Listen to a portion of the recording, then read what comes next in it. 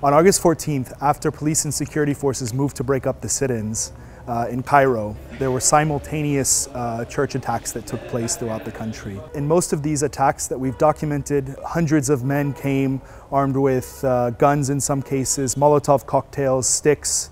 They broke in, they came in, they looted, they destroyed, and then for many of the churches, they burned them to the ground. Muslim Brotherhood activists and other Islamists have insinuated a direct link between Coptic activism and the removal of former President Morsi in early July. The mobs who attacked churches, they also attacked Coptic-owned businesses, religious institutions such as the Jesuit Center in Minya, schools, they attacked the orphanage in Minya. At 3 p.m. approximately on Wednesday, this boat, which is actually a tourist restaurant, was attacked by a group of people. There were 2 employees present when the boat was attacked, and they hid here in this bathroom. And unfortunately, both of them died. One, his name was Bishoy, he was a Christian, and the other, Ihab, was Muslim.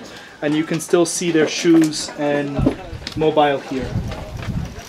In the vast majority of the cases of attacks on churches that Human Rights Watch documented, security forces were not present at the start of the attack and didn't come to the aid of the churches during the attack.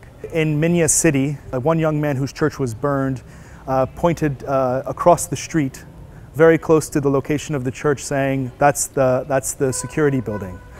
So he couldn't understand why the police and the security forces didn't come. احنا فرق بيننا وبين مديرية أمن المنيا 20-30 متر بالكتير في ظهر السور. مفيش حاجة خالص، مفيش أي حاجة ولا حتى مطافي جت تطفي. كانت الناس هنا بتساعدنا إن احنا نطفي.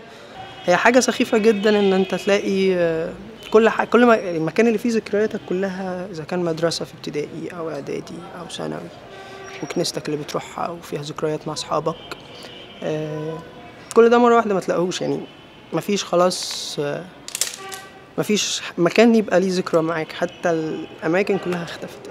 At the Jesuit Center in Minya City, one of the priests, one of the Jesuit brothers, ran himself to the police station and pleaded with the officer there to come and help.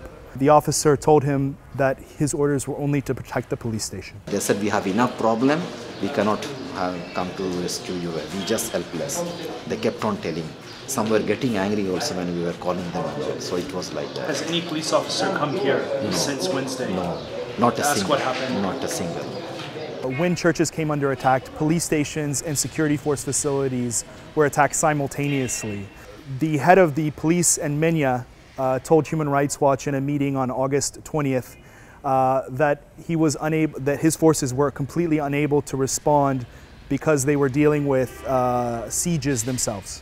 Residents, activists, and clergy in all of these places Human Rights Watch have visited have indicated that the locations of the churches and the religious institutions are still unsecure, and they worry about more attacks. The Egyptian government should immediately move to protect these areas, which are still targeted. It should also move to investigate the events of August 14th and the looting and the burning. It should identify the perpetrators and bring them to justice.